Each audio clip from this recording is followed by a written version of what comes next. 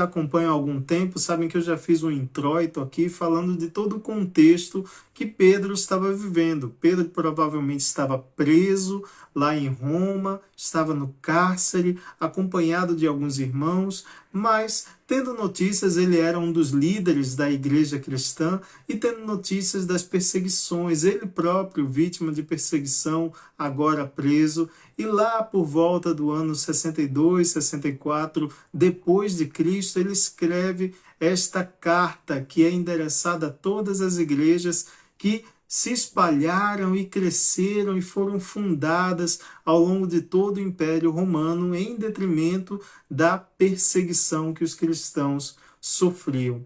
Então vamos começar, diante desse contexto, vamos começar a leitura a partir do verso 12. Acompanhem comigo, verso 12 de 1 Pedro, capítulo 4, verso 12. Amados, não estranheis o fogo ardente que surge no meio de vós, destinado a provar-vos, como se alguma coisa extraordinária vos estivesse acontecendo. Pelo contrário, alegrai-vos na medida em que sois coparticipantes dos sofrimentos de Cristo, para que também na revelação de sua glória vos alegreis, exultando.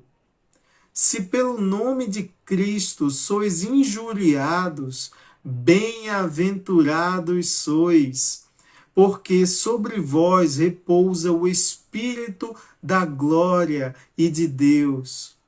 Não sofra, porém, nenhum de vós como assassino ou ladrão ou malfeitor ou como quem se intromete em negócios de outrem. Mas, se sofrer como cristão, não se envergonhe disso, antes glorifique a Deus com esse nome, porque a ocasião de começar o juízo pela casa de Deus é chegada. Ora, se primeiro vem por nós, qual será o fim daqueles que não obedecem ao Evangelho de Deus? E, se é com dificuldade que o justo é salvo, onde vai comparecer o ímpio? Sim, o pecador. Por isso também, os que sofrem segundo a vontade de Deus, encomendem a sua alma ao fiel Criador na prática do bem. Glória a Deus. Amém, amém, amados.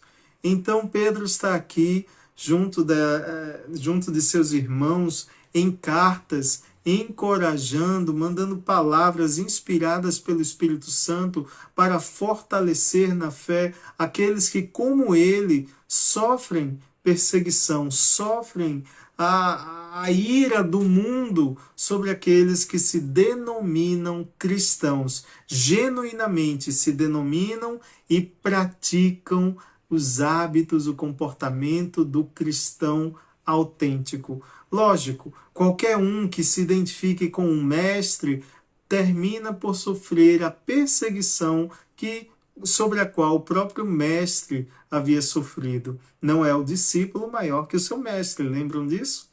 Então, os cristãos estavam sendo perseguidos e Pedro agora manda essas palavras de consolo e encorajamento.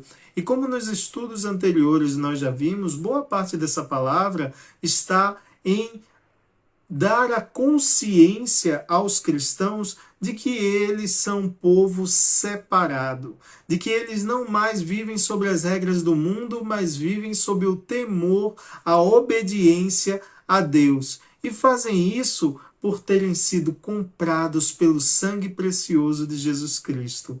Isso se aplica a nós, os cristãos desta época, e nisso nós somos coparticipantes, irmãos daqueles que no passado também sofreram perseguições.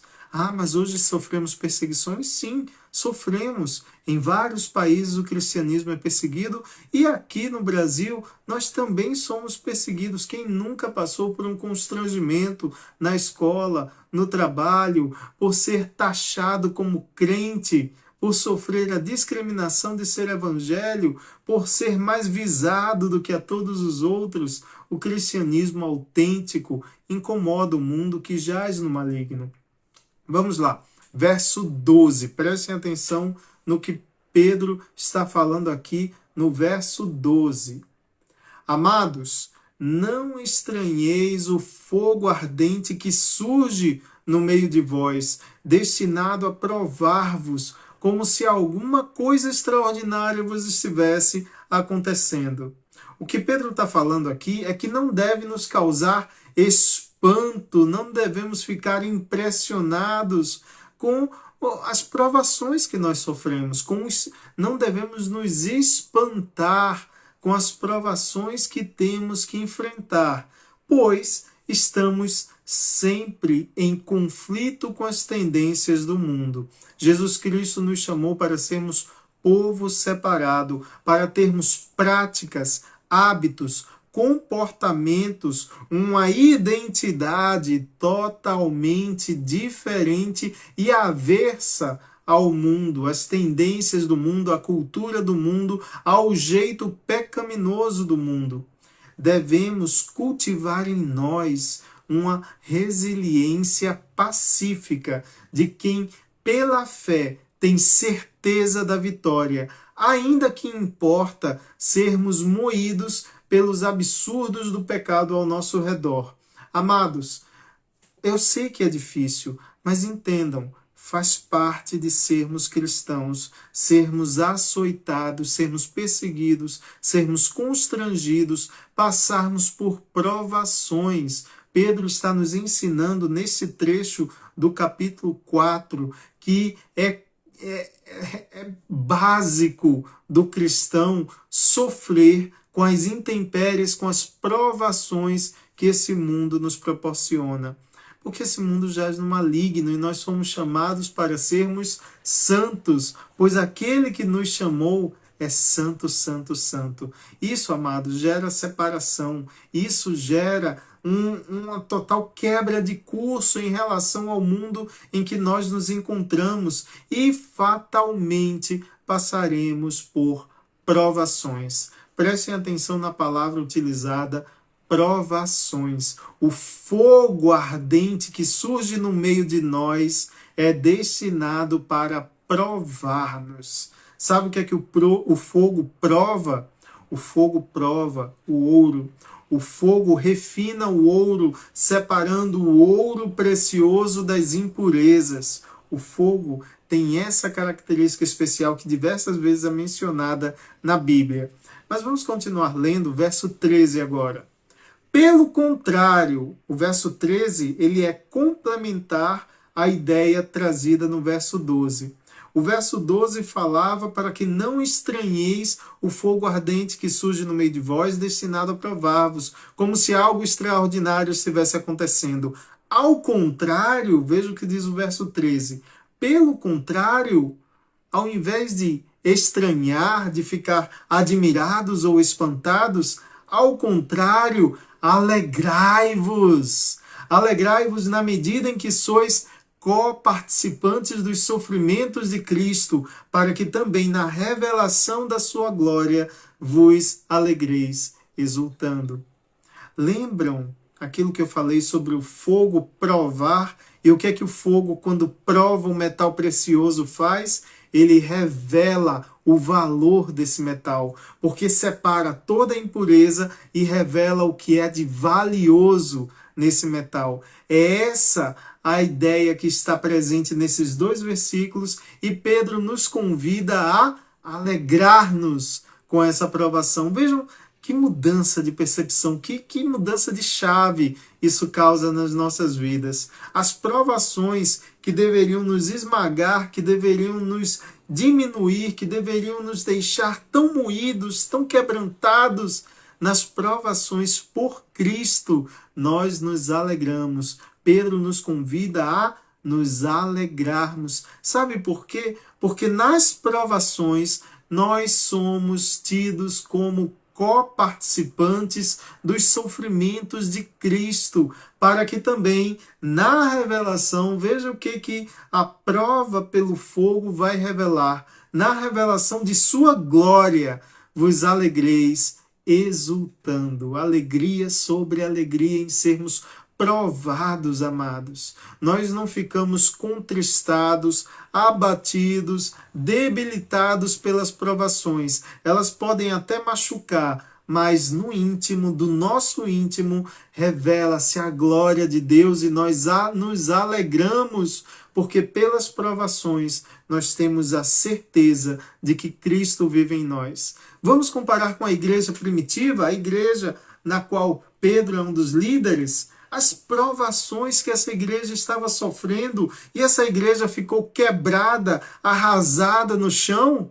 Não, a igreja frutificou, a igreja resplandeceu, a igreja cresceu em vários lugares. Quanto mais perseguida, quanto mais oprimida, a igreja crescia, e a cada nova conversão, tanto o convertido quanto os irmãos, como os anjos do céu, regozijavam, se alegravam por mais uma vida salva, amados. Vejam, diante de um cenário de provação, de perseguição, de fogo, de pessoas sendo entregues aos leões nas arenas, de pessoas sendo açoitadas, presas, mortas, crucificadas, enforcadas, decapitadas, as formas mais terríveis de morte.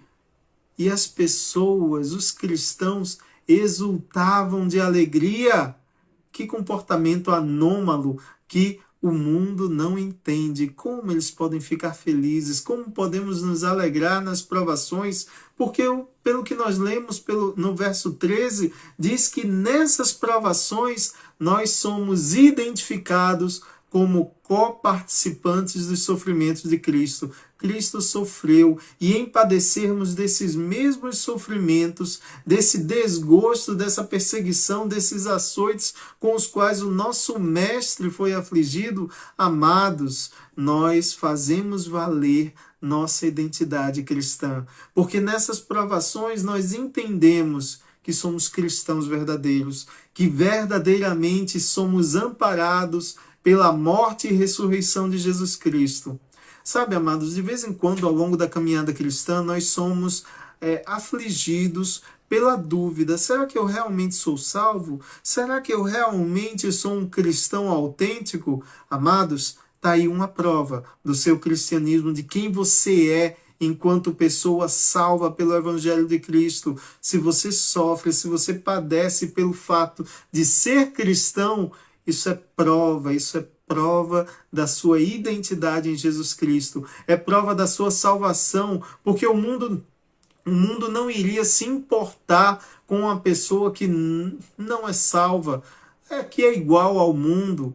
Ah, mas o mundo se incomoda. Se você incomoda o mundo, se a sua identidade cristã incomoda o mundo, é como se o mundo, através das provações, dissesse: epa, esse daqui é um cristão de verdade, esse daqui está incomodando, esse daqui é um seguidor de Cristo, e isso gera perseguição. E isso, amados, é uma dica, é uma evidência de que o seu ser cristão é autêntico, é genuíno, não é fingimento, você não se esconde, você não se camufla no mundo. Ao contrário, você é sal da terra, você é luz no candeeiro que reflete a glória de Deus, que revela a glória de Deus em suas provações. Lá em 1 Pedro, como nós já lemos em 1 Pedro capítulo 1, versos 6 e 7, Pedro fala desse mesmo princípio. Em algumas aulinhas atrás, nós já falamos em Pedro, capítulo 1, versos 6 e 7. Ele fala: nisso exultais, embora no presente por um breve tempo, se necessário, sejais contristados por várias provações. Ainda que nesse curto espaço de tempo vocês sejam contristados, oprimidos pelas provações, Pedro fala: nisso mesmo tenham alegria, exultai. Verso 7 de 1 Pedro capítulo 1, ele fala: para que, uma vez confirmado o valor da vossa fé, muito mais preciosa do que o ouro perecível, mesmo apurado por fogo, redunde em louvor, glória e honra na revelação de Jesus Cristo. Ainda que vocês sejam oprimidos, contristados pelas provações, nisso mesmo tenham alegria, porque essas provações revelam o valor da vossa fé. Aquilo que vocês dizem acreditar se torna verdadeiro quando vocês passam pelas provações e permanecem resilientes, permanecem demonstrando para o mundo quem vocês são enquanto cristãos. É nessa forma que o fogo prova e o valor da sua fé é revelada na glória, no louvor e na honra de sermos comprados pelo sangue precioso de Jesus Cristo. Essa mesma ideia também é trazida por Paulo, o apóstolo Paulo, lá em 1 Coríntios capítulo 3, versos 12 ao 14. Vejam que Paulo fala em 1 Coríntios capítulo 3, dos versos 12 ao 14. Contudo, se alguém edifica sobre fundamento, é ouro, prata, pedras preciosas, madeira, feno, palha, manifesta se tornará a obra de cada um, pois o dia a demonstrará, porque está sendo revelada pelo fogo. E qual seja a obra de cada um, o próprio fogo a provará. Se permanecer a obra de alguém que sobre o fundamento edificou, esse receberá a recompensa, o galardão. A ideia que Paulo está trazendo aqui, que concorda com Pedro, é que o fogo, figurativamente, assume o papel das nossas provações. O fogo prova as nossas obras. E se o nosso fundamento foi construído de material perecível, como madeira, ou como feno, como palha, o fogo vai consumir e grande será a nossa derrota. Mas se o nosso fundamento foi construído com algo precioso e é provado pelo fogo e subsiste ao fogo e, sabe, isso revela a preciosidade desse fundamento. E qual é o nosso fundamento? A fé em Jesus Cristo. E se essa fé atravessa as tribulações, atravessa com resiliência as provações, ela revela a glória de Cristo. Essa é a ideia de sermos provados pela perseguição, pela carência, pela opressão dos governos desse mundo, e ainda assim permanecemos e crescemos e nos alegramos, porque nas tribulações, nessas provações, nós percebemos em nós mesmos a glória de Cristo, a glória de sermos salvos em Cristo, e podemos perder tudo, inclusive a vida, mas ainda assim permanecemos na fé de que o Senhor Jesus Cristo nos salvou e nos aguarda ao final dessa jornada. Verso 14 de 1 Pedro, capítulo 4. Se pelo nome de Cristo sois injuriados, bem-aventurados sois, porque sobre vós repousa o Espírito da glória e de Deus. Esse versículo é maravilhoso, grave ele em seu coração. Nos momentos de tribulação, nos momentos de provação, nos momentos de perseguição, nos momentos do açoite, no momento da prisão, no momento do constrangimento no trabalho, ou da exclusão e da discriminação na escola, na faculdade, dentro da sua família até, lembre-se desse verso 14. Se pelo nome de Cristo sois injuriados, bem-aventurados sois, porque sobre vós repousa o Espírito da glória e de Deus. Amados, em Lucas capítulo 6, verso 40, Lucas 6, 40, o próprio Jesus Cristo já nos fala: o discípulo não está acima de seu mestre. Todo aquele, porém, que for bem instruído será como seu mestre. se nós verdadeiramente entendemos a lição, os ensinamentos de Jesus Cristo, se entendemos quem Ele é, quem Ele se revelou ser para as nossas vidas, nós somos bons discípulos dele, nós entendemos a mensagem dele, nos apropriamos dessa salvação, se formos bem instruídos, como Lucas 6,40 nos fala, nós seremos como nosso Mestre.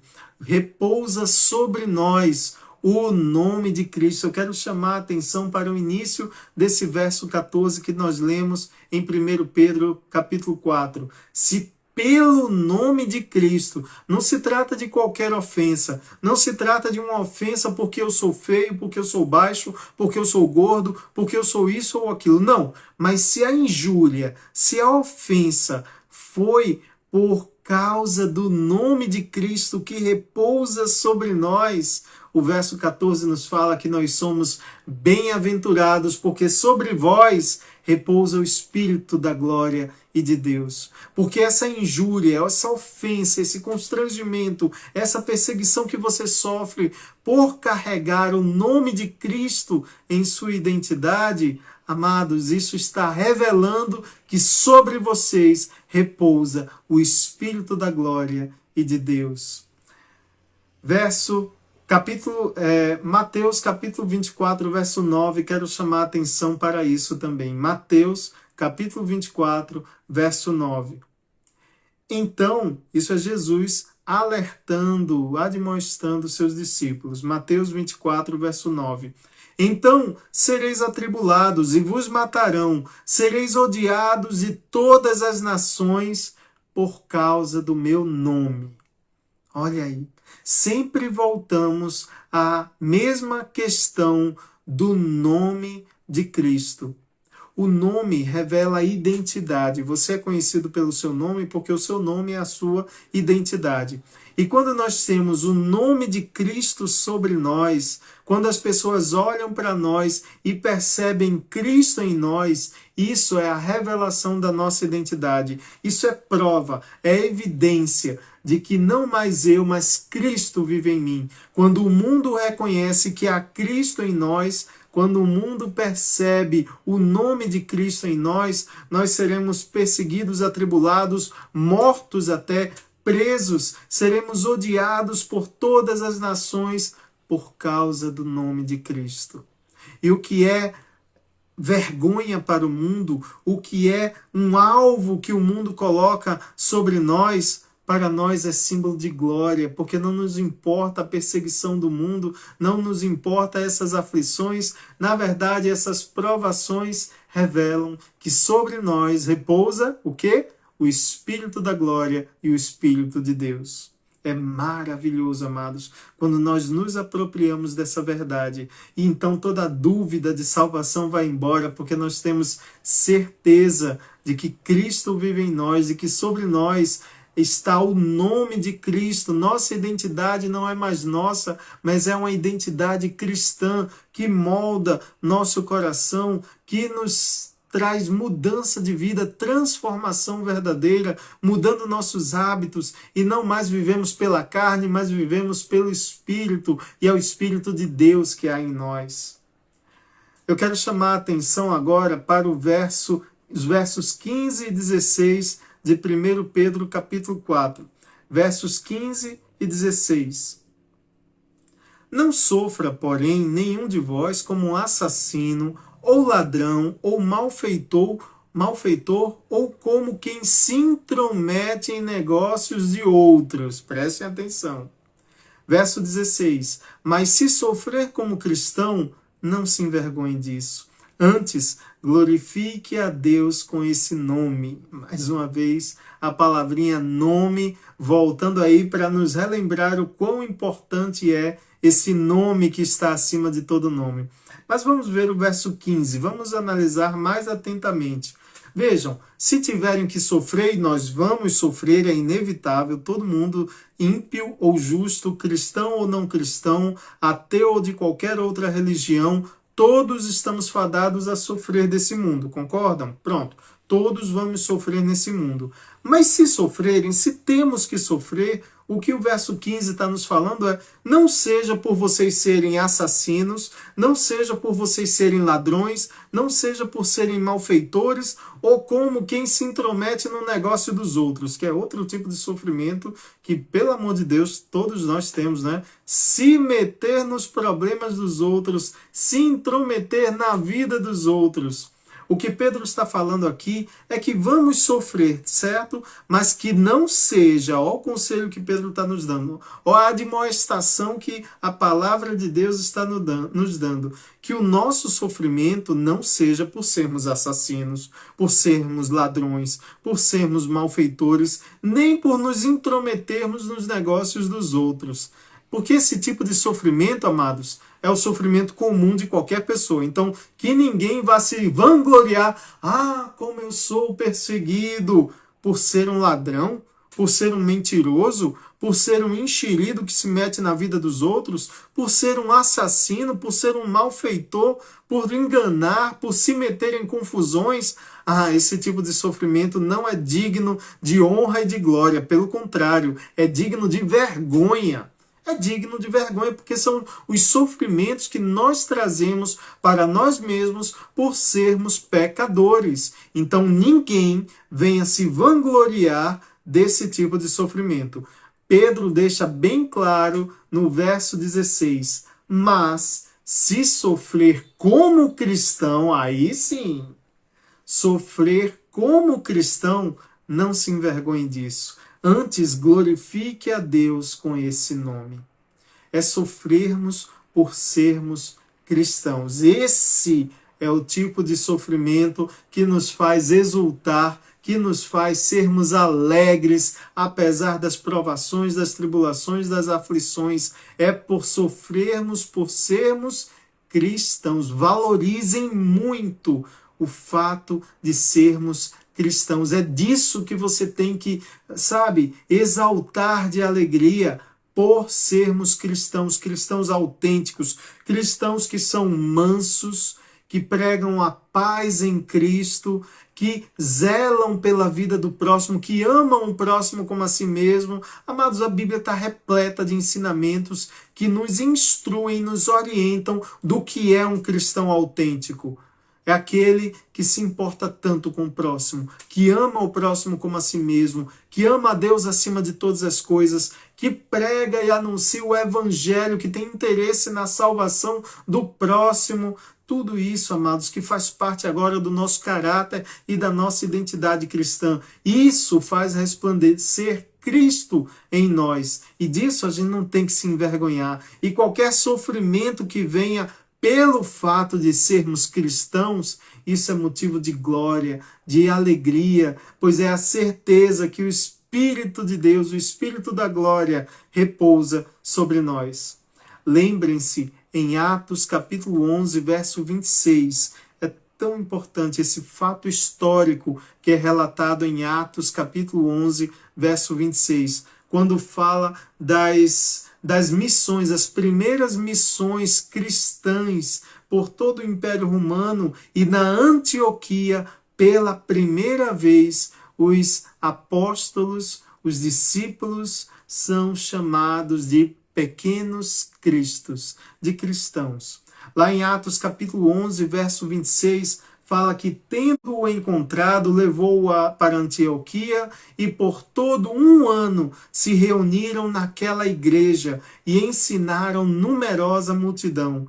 Em Antioquia foram os discípulos pela primeira vez chamados cristãos. Foi aí que nasceu o nome cristão. E orgulhe-se, aproprie-se desse fato histórico. Lá em Antioquia, quando estavam reunidos em igreja, pregando para a numerosa multidão, pela primeira vez, os discípulos foram chamados de cristãos, que significa pequenos cristos. Isso foi o mundo olhando para eles e identificando neles Cristo, que vive para sempre. Ele vive de verdade na glória. Ele ressurgiu. Ele foi ressurreto pelo Deus. Ele morreu e ressuscitou, amados. E ele vive na glória com o Pai e também vive em cada um de nós. E o fato de termos multidões e multidões pregando o evangelho, indo de igreja em igreja, de local em local, em todo povo, língua e nação, surge uma igreja cristã. Isso é prova da vida de Cristo em cada um de nós. E o mundo, quando olhou para esse grupo lá na Antioquia, os identificou como pequenos cristos, como cristãos. Identificou que sobre eles repousava o nome que está acima de todo nome e que não se perdeu na cruz, não morreu na cruz, mas vive para sempre em multidões e multidões de pessoas salvas pelo Evangelho. Ninguém mais pôde fazer isso. É a verdade, é o genuíno nome de Cristo em cada um de nós que nos faz nos reconhecermos e nos chamarmos uns aos outros de cristãos. Verso 17 de 1 Pedro capítulo 4. Porque a ocasião de começar o juízo pela casa de Deus é chegada. Ora, se primeiro vem por nós, qual será o fim daqueles que não obedecem ao Evangelho de Deus?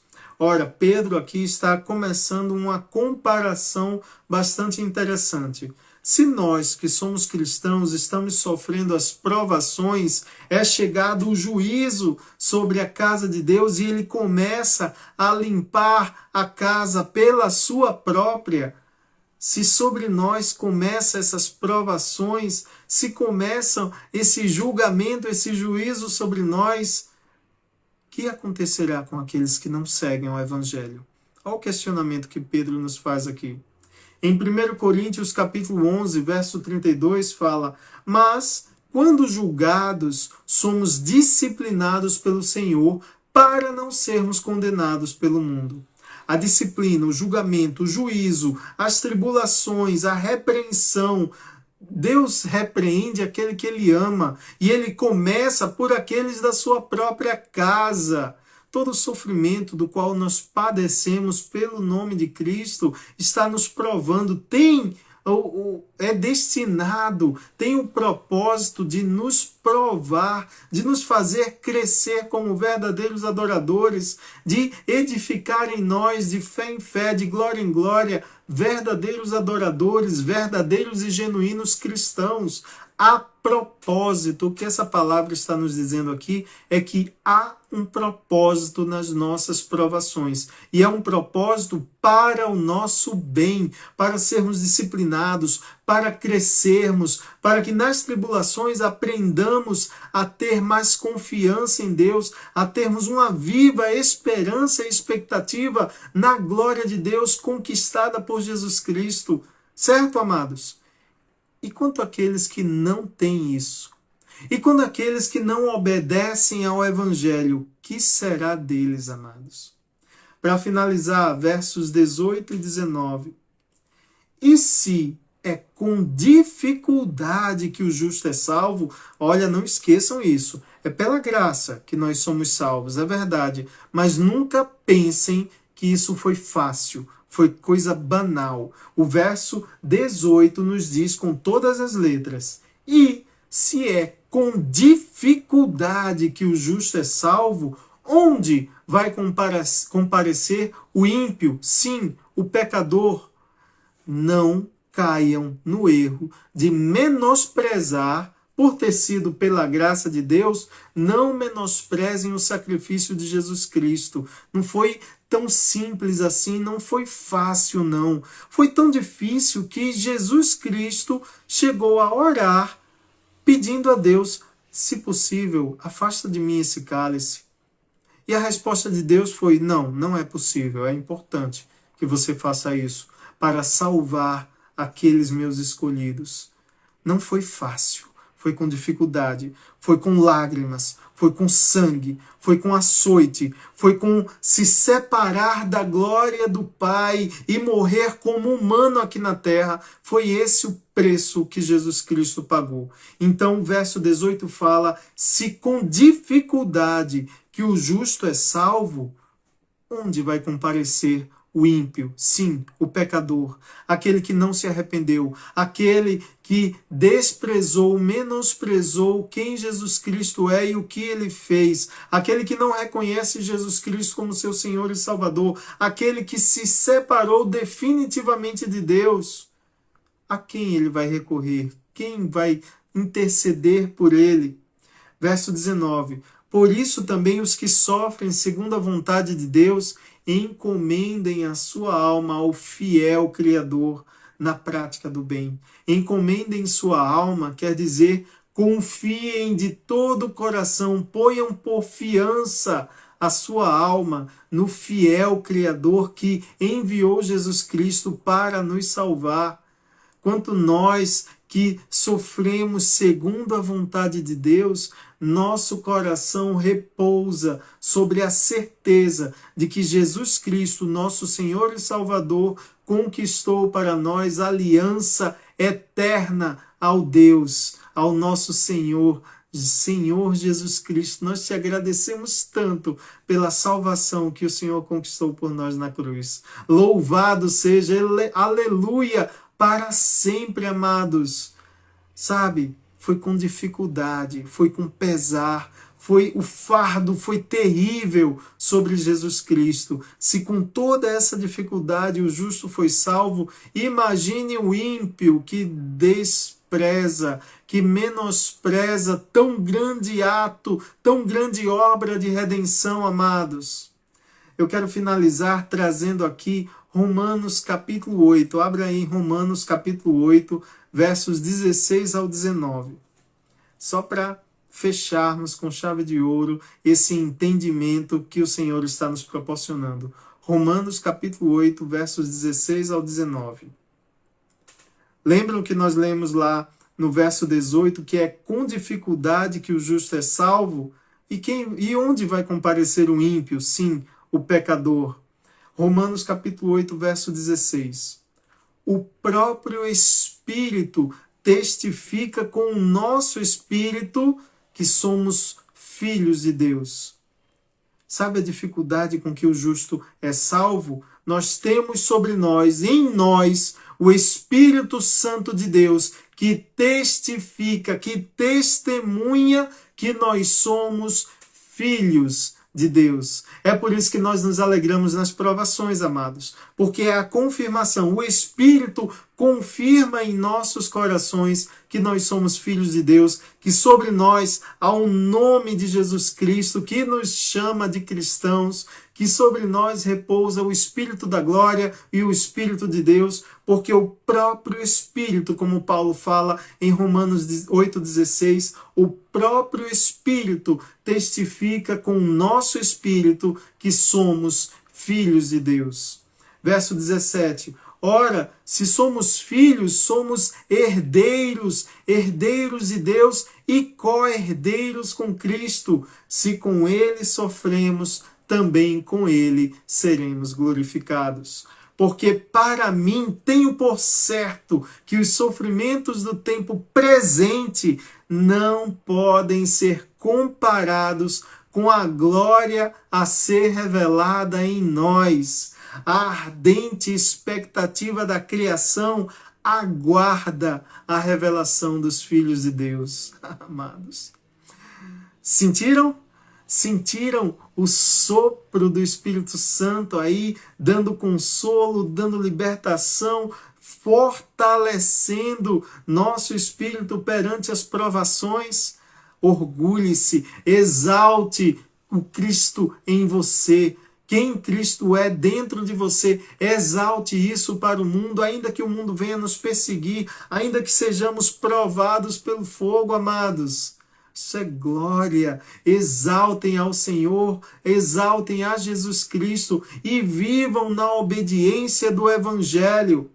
lá em Romanos, ainda no capítulo 8, dando um salto agora para o verso 34, apropriem-se dessa pergunta retórica que Paulo faz em Romanos 8, capítulo 8, verso 34. Romanos 8, 34.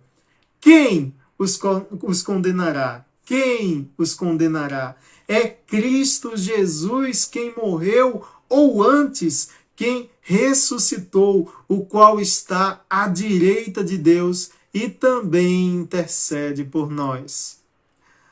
Foi difícil sermos salvos. Mas hoje, para aqueles que reconheceram Jesus Cristo como seu Senhor e Salvador, é Ele a quem nós temos que recorrer e é Ele que seguramente intercede por nós junto a Deus. Nossa salvação está em Jesus Cristo, amados. Quem não tem Jesus Cristo, a quem vai recorrer? A Bíblia é clara quando fala que é Cristo, Jesus Cristo, quem morreu, ou melhor, quem ressuscitou, o qual está à direita de Deus e também intercede por nós. Aproprie-se, apegue-se nisso, toda vez que vier a provação, a perseguição, os açoites, a prisão, que venha a morte por perseguição nesse mundo, ainda assim nós nos alegramos, porque isso são evidências de quem Cristo é em nós, amados. É confirmação de que sobre nós repousa com dignidade o nome de cristãos, os pequenos cristos, aqueles que lá em Atos, em Antioquia, começaram a ser chamados de cristãos e hoje permanecem ostentando com alegria o nome de cristãos.